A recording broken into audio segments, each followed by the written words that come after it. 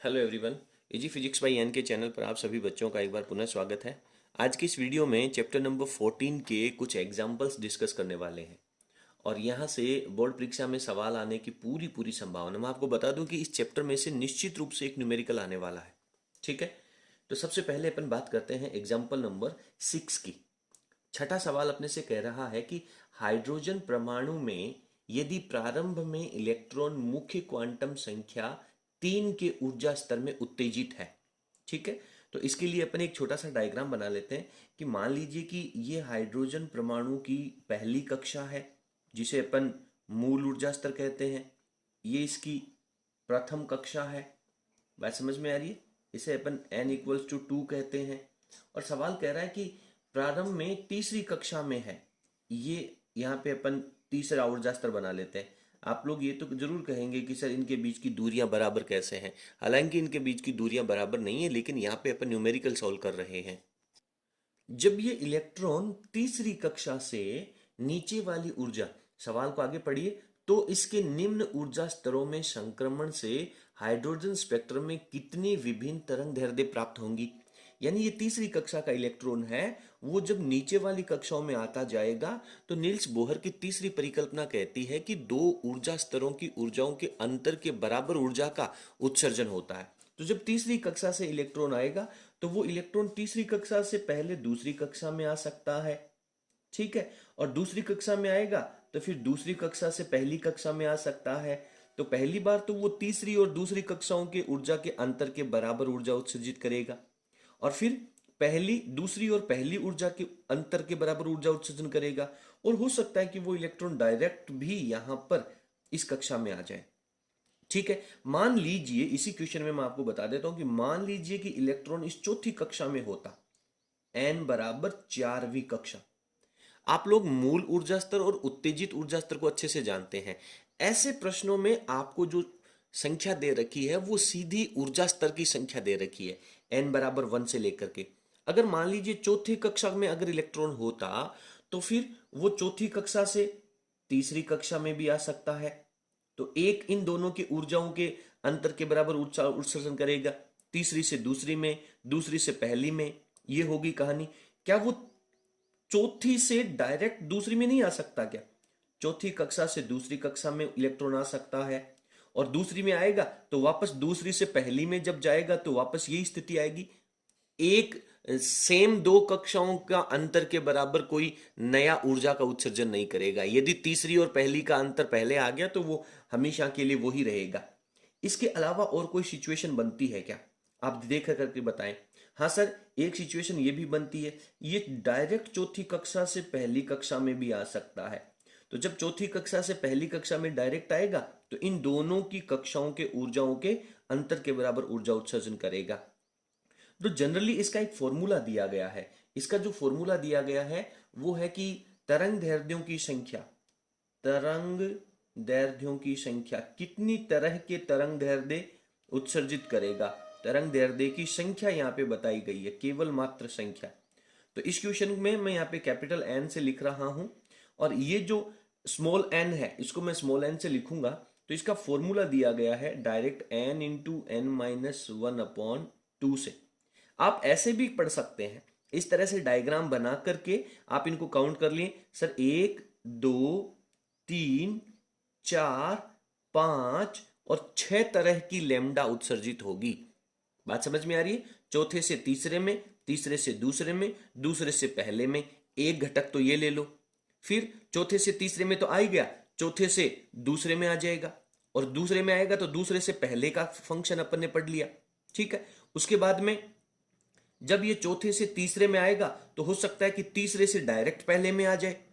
कोई भी पार्ट इसका बचना नहीं चाहिए और कोई भी पार्ट दो बार रिपीट नहीं होना चाहिए। तो इस तरीके से यहाँ पे टोटल 6 तरह की लैम्डा उत्सर्जित हो रही है। तो इसको फॉर्मूले में रख करके देखने वाला हूं मैं। तो n की जो वैल्यू है वो मैं यहाँ पे 4 रखूंगा। तो n की वैल्यू 4 रखेंगे, 4 इंटू 4 - 1 करेंगे तो 3 और अपॉन में 2 चल रहा है। ये 2 है, इस 4 को 2 बार डिवाइड कर देगा तो टोटल 6 हो जाएगी। तो इस तरीके से इस संक्रमण में टोटल 6 तरह के लैम्डाओं का उत्सर्जन होगा। ठीक है, अगले क्वेश्चन में चलते हैं। क्वेश्चन एग्जाम्पल नंबर 7 में देखिए उदाहरण संख्या 7 अपने से कह रहा है कि जब हाइड्रोजन परमाणु n बराबर 4 स्तर में उत्तेजित इलेक्ट्रॉन मूल अवस्था में लौटता है, यानी चौथे कक्षक से पहले कक्षक में लौट करके आएगा, तो उत्सर्जित विकिरण में उपस्थित तरंग दैर्ध्यों को ज्ञात कीजिए। आपको यहाँ पे संख्या नहीं पूछी गई है कि कितने लैम्डा उत्सर्जित होंगे, जितने भी लैम्डा उत्सर्जित होंगे हर एक लैम्डा की वैल्यू पूछी गई है। तो सबसे पहले तो ये बात आपने अभी कंफर्म कर ली है कि यहाँ पे स्मॉल एन की वैल्यू जो है वो आपको 4 दे रखी है। तो डायरेक्ट अपन ने जो पिछले एग्जांपल में सोल्व किया था n is equals to N into N minus one upon two का फॉर्मूला लगा देंगे। तो यहाँ पे आपके पास 4 इंटू तीन बट्टे में 2 बराबर 6 तरह के लेमडा उत्सर्जित होंगे। अब लेमडा उत्सर्जन के लिए आप लोगों ने फॉर्मूला पढ़ा है, तरंग दैर्ध्य का फॉर्मूला। यहाँ पे मैं लिखता हूं चूंकि 1 upon lambda is equals to R, bracket में रीडबर्ग सूत्र पढ़ा ना बेटा, रीडबर्ग नियतांक वाला। तो 1 अपॉन n1 का स्क्वायर माइनस 1 अपॉन n2 का स्क्वायर। तो आपको हर एक सिचुएशन में यहाँ पे लेमडा चाहिए। तो मैं एक काम कर लेता हूँ, पहले इस पूरे फॉर्मूले को, ये जो 1 अपॉन लेमडा के फॉर्मेट में है, इसको लेमडा के फॉर्मेट में कन्वर्ट कर लेते हैं। कैसे होगा बेटा, सोचिए। n1 स्क्वायर n2 स्क्वायर का एलसीएम ले लेंगे सर, बटा में n1 का स्क्वायर n2 का स्क्वायर आएगा, उसको मैं ऊपर ले जाता हूं। तो ये n1 स्क्वायर और n2 स्क्वायर हो गया, ठीक है। फिर उसमें जब आपने n1 स्क्वायर का भाग दिया होता तो n2 स्क्वायर पहले आता ना, तो यहां लिख देंगे अपन n2 स्क्वायर माइनस n1 का स्क्वायर, ठीक है। उलट दिया इन दोनों को, और ये r है, इसको भी जब आप उलटेंगे तो ये हो जाएगा आपका 1 अपॉन आर, ठीक है बेटा। और यहां पे क्या रह जाएगा, लेमडा रह जाएगा। तो ये फॉर्मूला आ गया आपके पास डायरेक्ट। और अब आप बहुत अच्छे से जानते हैं, क्योंकि 1 अपॉन आर की जो वैल्यू होती है, 1 अपॉन आर की वैल्यू कितने एंगस्ट्रॉम होती है, कल अपन ने अध्ययन किया था, बताएं देखें।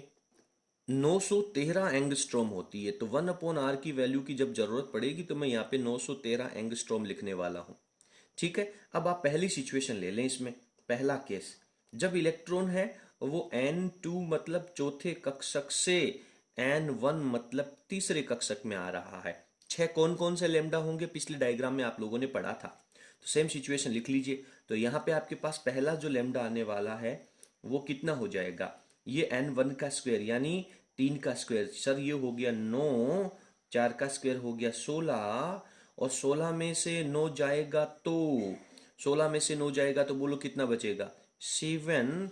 और इनटू में 1 अपॉन आर की वैल्यू सर 913 है। इनको आप सॉल्व कर लीजिए। जब आप इनको सॉल्व करेंगे तो आपके पास पहला लेमडा की वैल्यू आ जाएगी। तो अब आप इनको सॉल्व कर लीजिए। जब आप सॉल्व करेंगे तो क्या आएगा बेटा, बताएं। मैं 9 को और 16 को मल्टीप्लाई कर देता हूँ। 9 6 54 का 4, हाथ का 5, 9 और 5 14, 114 हो गया, बटा में 7 चल रहा है, इनटू में 913 हो जाएगा। 7 से इसको काट दो तो 7 का भाग जाएगा, 7 एकम 7, बच गए 21, 7 3 21, 3 में नहीं जाएगा तो 0 आ जाएगा, पॉइंट लग जाएगा। 30 हो गया, 7 चौक 28, फिर कितने बच गए, 2 बच गए तो 20 हो गया। तो 7 लगभग इतना रख लीजिए। और अब आप इन दोनों को मल्टीप्लाई कर लीजिए। तो जब आप इन दोनों को मल्टीप्लाई करेंगे तो आपके पास वैल्यू आएगी 187, उसके बाद फिर 7, उसके बाद फिर 7, और फिर पॉइंट लग करके 6 आ जाएगी। और आपने आर की वैल्यू किस में ली थी, एंगस्ट्रॉम में ली थी, तो ये आंसर किस में आएगा, एंगस्ट्रॉम में आएगा। तो ये वैल्यू आपके पास आ जाएगी। क्लियर है, नहीं है समझ में। तो इस तरीके से आपके पास पहला लेमडा की वैल्यू आ जाएगी। सेकंड सिचुएशन में लेमडा की वैल्यू लेकर के चलिए। तो सर अब अपन यहाँ पे, पहले आप स्क्रीन को पॉज करके इस सवाल को उतार लीजिए, अपन आगे चलते हैं और आगे सॉल्व करते हैं। तो यहाँ पर अब आप n2 की जो वैल्यू है वो आपका कहाँ से आ जाएगा, चौथे से तीसरे में आ गया। अब सर तीसरे से दूसरे में ले लीजिए। तो n2 की वैल्यू तीसरा है और n1 की वैल्यू तीसरे से दूसरे में आ रहा है, ठीक है। तो इस सिचुएशन में आप लैम्डा निकाल लीजिए, फटाफट सॉल्व कर लीजिए। तो ये वैल्यू कितनी हो जाएगी, 3 का स्क्वायर हो जाएगा, 3 का स्क्वायर हो जाएगा 9, 2 का स्क्वायर हो जाएगा 4, 9 में से 4 गया तो हो गया 5, और इनटू में 913 आ जाएगा, ठीक है। और 9 4 36 होता है, बट्टा में 5, इनटू में 913, इसमें भाग लगा दो। ये कितनी बार, 7 5 35, और दूनी 10, ये हो जाएगा। और अब आप इन दोनों को मल्टीप्लाई कर लीजिए। तो इसको मल्टीप्लाई करने पर आपका जो आंसर आएगा वो रहेगा 6 एंड 5 7 3.6 और ये वैल्यू किस में आएगी, एंगस्ट्रॉम में आ जाएगी। तो इस तरीके से आपके पास दूसरे पार्ट का भी आंसर आ जाता है। ठीक है, तो ये दूसरी सिचुएशन मैंने बता दी है। अब बाकी के जो 3 पार्ट है, बाकी के कितने और बच गए, 4 पार्ट और बच गए, वो मैं आपको बता देता हूँ। n2 की वैल्यू आप 2 रख लीजिए और n1 की वैल्यू 1 रख लीजिए। इसको आप सॉल्व कर लेना। ठीक है, तो ये तो पहला आ गया 4 से 3, 3 से 2, 2 से 1 में आ गया। अब हो सकता है कि 4 से 3 में ना आकर के सीधा 4 से 2 में आ जाए, तो n2 की वैल्यू आप 4 रख लीजिए और n1 की वैल्यू आप 2 रख लीजिए। ठीक है, उसके बाद में पांचवें पार्ट में क्या हो जाएगा, 4 से 2 में आ गया। हो सकता है कि n2 की वैल्यू तीसरे से डायरेक्ट 1 की वैल्यू में आ जाए, और यहाँ पे क्या हो जाएगा, छठे पार्ट में क्या हो जाएगा, तीसरे से डायरेक्ट किस में आ गया, पहले में आ गया। तीसरे से दूसरे में तो आपने पहले लिख ही लिया है। अब डायरेक्ट आप चौथे से पहले में भी ला सकते हैं। तो n2 की वैल्यू में आप 4 रख लेना और n1 की वैल्यू में 1 रख लेना। तो देखो, चौथे से पहले में आ गया, तीसरे से पहले में आ गया, दूसरे से पहले में आ गया। तो ये जितनी भी इसकी 4 संभावनाएं, टोटल 6 संभावनाएं बन रही थी, वो अपन ने लिख ली। और अब आप ये सारी वैल्यू जो ऊपर फॉर्मूला आपने पढ़ा है उसमें रख करके इनको सॉल्व कर लेना। और सॉल्व करने के बाद इन चारों का जो आंसर है वो आप मेरे को एग्जाम्पल नंबर 14.7 लिख करके और उसका पार्ट नंबर 3, 4, 5 और 6 लिख करके कमेंट सेक्शन में जरूर रिप्लाई करेंगे। बहुत बड़ा 2 नंबर का प्रश्न बोर्ड परीक्षा में आने की पूरी संभावना रहती है। ठीक है, उम्मीद करता हूं कि पूरा प्रश्न आप लोगों को बहुत अच्छे से समझ में आ गया होगा। चलिए फटाफट अगले एग्जाम्पल पर चलते हैं। अगला एग्जाम्पल नंबर 8 जो है वो अपने से कह रहा है कि हाइड्रोजन परमाणु की बामर श्रेणी। तो सबसे पहले यहाँ पे बामर श्रेणी का नाम है वो बहुत महत्वपूर्ण है, तो इसको अपने को यहाँ पे लिख लेना चाहिए। क्योंकि बामर श्रेणी लिखने का मतलब कोई भी इलेक्ट्रॉन यदि बाहर से आएगा तो वो दूसरी कक्षा में आएगा। बामर श्रेणी की दूसरी रेखा का तरंग दैर्ध्य, एक बात को बहुत ध्यान से सुनना, बामर श्रेणी का मतलब हो गया n1 की वैल्यू 2, और बामर श्रेणी की दूसरी रेखा का मतलब क्या है, यानी बामर श्रेणी में पहली बार कोई इलेक्ट्रॉन आएगा तो वो इसके ठीक बाहर वाली कक्षा यानी तीसरी कक्षा से आएगा, और दूसरी रेखा का मतलब है चौथी कक्षा से दूसरी कक्षा में, क्योंकि मूल ऊर्जा स्तर है वो तो दूसरा कक्षक होना है। इसके बाद में प्रथम उत्तेजित ऊर्जा स्तर है वो तीसरा कक्षक होना है, और दूसरा द्वितीय उत्तेजित ऊर्जा स्तर है वो चौथा कक्षक होना है। तो कुल मिलाकर के यहाँ पे आप लोगों को जो इस सिचुएशन में दे रखा है वो n1 की वैल्यू 2 दे रखी है और n2 की वैल्यू आपको 4 दे रखी है, और उससे संबंधित लेमडा जो है, जिसे मैं लेमडा 2 कह सकता हूं, ये जो लेमडा की वैल्यू है वो आप लोगों को यहाँ पे दे रखी है। कितनी लेमडा दे रखी है, 4861 एंगस्ट्रॉम, 4861 एंगस्ट्रॉम, जो इस संक्रमण से संबंधित है। चौथे कक्षक से दूसरे कक्षक में जब इलेक्ट्रॉन आएगा तो जो ऊर्जा का उत्सर्जन करेगा उसकी कहानी। आगे कह रहा है इसी श्रेणी की चौथी रेखा का तरंग दैर्ध्य की गणना करो। चौथी रेखा इसी श्रेणी की, इसी श्रेणी का मतलब n1 की वैल्यू तो होगी आपके पास 2, और चौथी रेखा का मतलब क्या है ये बात सोच के बताओ। चौथी रेखा का मतलब यानी तीसरा कक्षक होगा तो पहली रेखा, चौथा कक्षक होगा तो दूसरी रेखा, पांचवा कक्षक होगा तो तीसरी रेखा, और छठा कक्षक होगा तो चौथी रेखा आएगी। तो n2 की वैल्यू 6 हो जाएगी। और इस समय जो लेमडा है वो आपको कैलकुलेट करना है, तो इसके लेमडा को मैं लेमडा डैश कह देता हूं। इसकी वैल्यू आपको फाइंड आउट करनी है। सिंपल सी कहानी है। अब आप डायरेक्ट यहाँ पे रीडबर्ग सूत्र लिख सकते हैं। क्या लिख देंगे अपन, रीडबर्ग सूत्र से। क्या कहता है बेटा रीडबर्ग का सूत्र, बताइए देखें। पहली सिचुएशन के लिए डायरेक्ट लिख दें क्या, या फिर एक बार फॉर्मूला लिख लेते हैं, 1/λ equals to r bracket 1/n1² का स्क्वायर। तो पहली सिचुएशन में क्या हो जाएगा, पहली सिचुएशन में 1/λ की वैल्यू आपको दे रखी है, तो एक बार मैं 1/λ ही रहने देता हूँ, जब जरूरत पड़ेगी तो लिख लूंगा मैं।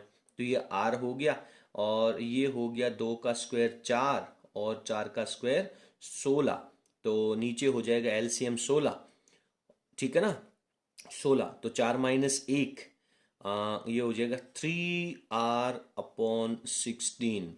ये इक्वेशन नंबर अपन 1 लिख लेते हैं।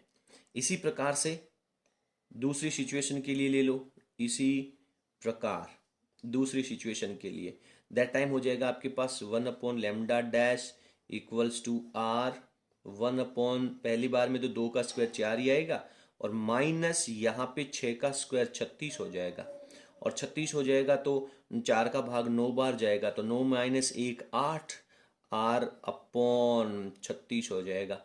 ये सेकंड सिचुएशन है। ठीक है, अब आपके पास 1/λ डैश है, आपको लैम्डा डैश की वैल्यू काउंट करनी है तो समीकरण नंबर 1 में 2 का भाग लगा दीजिए। यहाँ पे लिख लेता हूं मैं, ठीक है ना बेटा। समीकरण 1 को 2 से क्या कर लें, विभाजित कर लें, विभाजित कर लें, विभाजित करने पर करो बेटा, भाग लगाओ। चलो पहले आप स्क्रीन को पॉज करके और जो यहाँ पे लिखा है वो लिख लीजिए, फिर अपन आगे चलते हैं, फिर समझेंगे। ठीक है, भाग लगाओ। देखें समीकरण नंबर 1 में 2 का, तो समीकरण नंबर 1 में लिखूंगा तो 1/λ और समीकरण 2 का भाग लगाऊंगा तो लैम्डा डैश चला जाएगा ऊपर, अपॉन में हो जाएगा 1। ये वैल्यू चल रही है आपकी 3r/16 और ये जो वैल्यू है जो उलट जाएगी तो ये हो जाएगा 36/8r। ठीक है, आर ने आर को काट दिया। आपको लैम्डा डैश चाहिए ना, तो लैम्डा को दूसरी तरफ ले आओ तो फाइनली आपके पास लैम्डा डैश की जो वैल्यू है वो कितनी हो जाएगी, और काट करके देखें और कुछ कट रहा है क्या। 4 से काट दो, 4 4 16 और 9 4 36, ये 9 हो गया और 9 को 3 से गुना कर दिया तो 9 3 हो गया 27 और 8 को 4 से गुना कर दिया तो 8 4 32, ये हो जाएगा। और बटा का जो लैम्डा है वो दूसरी तरफ मल्टीप्लाई में आ जाएगा। अब यहाँ पे इसकी वैल्यू रख दीजिए तो ये हो जाएगा 27/32 और लैम्डा की वैल्यू दे रखी है 4861। एंगस्ट्रोम में है तो एंगस्ट्रोम में रहने दीजिए। ठीक है, एंगस्ट्रोम में रहने दीजिए तो फाइनली आपके पास लैम्डा डैश की जो वैल्यू है, जब आप इन दोनों को सॉल्व करेंगे तो ये वैल्यू आपकी लगभग कितनी बन जाएगी, ऊपर 27 नीचे 32। ये तो बड़ी वैल्यू है, बड़ी वैल्यू का भाग लगाएंगे तो रिजल्ट तो इससे कम हो जाएगा और ये हो जाएगा 410 और इसके बाद में रहेगा 1.5 एंगस्ट्रॉम। तो ये आपकी इस प्रश्न संख्या 8 का उत्तर हो जाएगा। तो इस तरीके से आप लोगों को ये बात समझनी है कि कौन सी कक्षा से इलेक्ट्रॉन कौन सी कक्षा में आ रहा है, n1 की वैल्यू क्या होगी, n2 की वैल्यू क्या होगी। यदि ये सारी सिचुएशन आप समझ जाएंगे तो आपको बिल्कुल भी परेशानी नहीं होगी। ठीक है, उम्मीद करता हूं कि प्रश्न आपको बहुत अच्छे से समझ में आ गया होगा। अगला एग्जाम्पल नंबर 9 ये कह रहा है कि यदि हाइड्रोजन परमाणु के स्पेक्ट्रम में लाइमन श्रेणी की प्रथम रेखा, तो सबसे पहले मैं यहाँ पे लिखता हूं लाइमन श्रेणी। ठीक है, लाइमन श्रेणी, और लाइमन श्रेणी लिखने का मतलब हो गया n1 की वैल्यू 1 और इसकी कौन सी रेखा, प्रथम रेखा की बात कर रहा है। तो लाइमन श्रेणी की प्रथम रेखा यानी दूसरे कक्षक से इलेक्ट्रॉन आएगा, ये बात समझनी जरूरी है। और यही कहानी अगर आपको समझ में आ गई तो आगे का सवाल मुझे बताने की जरूरत नहीं है। लाइमन श्रेणी का मतलब n1 की वैल्यू 1 हो जाएगी और प्रथम रेखा, प्रथम रेखा का मतलब n2 की वैल्यू 1 नहीं है। लाइमन श्रेणी की प्रथम रेखा यानी इससे ठीक ऊपर वाली कक्षा से जब इलेक्ट्रॉन आएगा, तो लाइमन श्रेणी में जब पहली बार इलेक्ट्रॉन आएगा तो कौन से कक्षक से आएगा, ठीक ऊपर वाले कक्षक से, यानी 2 नंबर कक्षक से। तो इससे संबंधित जो लैम्डा है वो आप लोगों को यहाँ पे दे रखा है 1215 एंगस्ट्रॉम। तो इस सिचुएशन का जो लैम्डा है वो अपने को दे रखा है 1215 एंगस्ट्रॉम। ठीक है, 1215 एंगस्ट्रॉम। फिर प्रश्न कह रहा है कि बामर श्रेणी की द्वितीय रेखा, तो अब बात कर रहा है बामर श्रेणी, तो यहां पे लिख लेते हैं अपन बामर श्रेणी। तो बामर श्रेणी लिखने का मतलब n1 की वैल्यू हो गई बेटा 2 और बामर श्रेणी की द्वितीय रेखा, बामर श्रेणी के लिए दूसरी रेखा, तो 2 n1 का मान मूल ऊर्जा स्तर नंबर 2 हो गया और पहली रेखा क्या होगी, तीसरे कक्षक से, और दूसरी रेखा क्या होगी, चौथे कक्षक है। एग्जैक्टली आप सब लोग बहुत सही हैं। तो यहाँ पे n2 की वैल्यू 4 हो जाएगी और इसके लिए जो लैम्डा है वो आप लोगों से पूछा गया है। इसके आगे मैं क्वेश्चन मार्क लगा देता हूं। तो वापस अपन किसका फॉर्मूला लगाएंगे, वही रिडबर्ग सूत्र लगाएंगे। सारे सवाल मैं आपको बताऊं रीडबर्ग सूत्र से ही सॉल्व करने चाहिए। जहां तक बुक में जो एग्जाम्पल दे रखे हैं, सॉल्यूशन दे रखा, वो मेथड आपको फॉलो नहीं करना चाहिए। बाकी आपकी अलग अलग समझ है। 1/λ की वैल्यू हो जाएगा sir are 1/n 1² minus 1/n 2 का स्क्वायर। चलिए 1/λ को सेम रहने देता हूँ, आर को यहाँ रहने देता हूँ, इसकी वैल्यू रख लेता हूँ। तो 1/1 का स्क्वायर 1 हो गया और 1/2 का स्क्वायर 4 हो गया। इसको और सॉल्व कर लेता हूँ तो ये हो जाएगा 4 - 1 3 r/4 वैल्यू आ जाएगी इसकी। ये इक्वेशन नंबर बन जाएगा आपका 1। ठीक है, अब अपन इसके आगे दूसरा सिचुएशन सोल्व कर लेते हैं इसी प्रकार। देखते हैं, अब दूसरी सिचुएशन के लिए लिख दीजिए यहाँ पे 1/λ डैश लगा देंगे, ये r रहेगा और यहाँ पे n1 की वैल्यू आपको 2 दे रखी है तो स्क्वायर 4 हो जाएगा और -4 का स्क्वायर 16 हो जाएगा। ठीक है, एलसीएम लेंगे तो कितना आने वाला बेटा? एलसीएम लेंगे तो सर एलसीएम लेंगे तो 16 हो जाएगा और 4 - 1 3 हो जाएगा। तो ये ऊपर हो जाएगा 3r/16। ये समीकरण नंबर 2 हो जाएगी। आपको लेमडा डैश की वैल्यू निकालनी है तो लेमडा डैश को ऊपर ले जाना पड़ेगा, इसलिए डायरेक्ट वही तरीका है। समीकरण 1 को 2 से विभाजित करने पर समीकरण 1 भाग 2 से तो डायरेक्ट क्या हो जाएगा? ये हो जाएगा 1/λ और ये हो जाएगा आपके पास लेमडा डैश अपॉन 1। ये रह गया यहाँ पे आपके पास 3r/4 और ये 3r नीचे चला गया और ऊपर आ जाएगा 16। अब अपन यहाँ पे इनको सॉल्व करेंगे तो ये दोनों वैल्यू कैंसिल आउट हो जाएगी और यहाँ पे आपके पास रह जाएगा 16 में 4 का भाग गया 4 बार। आगे ले लीजिए, लेमडा डैश की वैल्यू लेंगे तो ये हो जाएगा, लेमडा है वो मल्टीप्लाई में आ जाएगा 4λ। अब आप इसकी वैल्यू रख लीजिए तो 4 × 1215 और अब आप मल्टीप्लाई करते जाएं, 5 × 4 20, 4 और 2 6, 4 दूनी 8 और 4 एकम 4। ये 4860 एंगस्ट्रॉम जो है वो इसका आंसर आ जाएगा। तो इस तरीके से आपको ये जो प्रश्न संख्या 9 है वो यहाँ पे अपने को सॉल्व कर लेनी चाहिए। उम्मीद करता हूँ कि पूरा प्रश्न आप लोगों को बहुत अच्छे से समझ में आया होगा। बाकी के जो इसके एग्जाम्पल्स हैं उनको अपन पढ़ते हैं अगले पार्ट में। इस पार्ट में केवल इतना ही, बहुत जल्दी ही आपको इसकी बाकी के जो एग्जाम्पल हैं वो सॉल्व करवा देंगे। ऑब्जेक्टिव, अति लघुत्रात्मक प्रश्न और आंकिक प्रश्न भी करवा देंगे। आप चिंता ना करें। आप सभी बच्चों से मेरा अनुरोध है कि आप इन चीज़ों को कुछ इस तरीके से पढ़ें कि आपको रिवीजन की आवश्यकता ना रहे। आप पहली बार में पढ़ रहे हैं तब भी आप ऐसे पढ़ें कि आप बहुत पहले से इन चीज़ों को जानते हैं।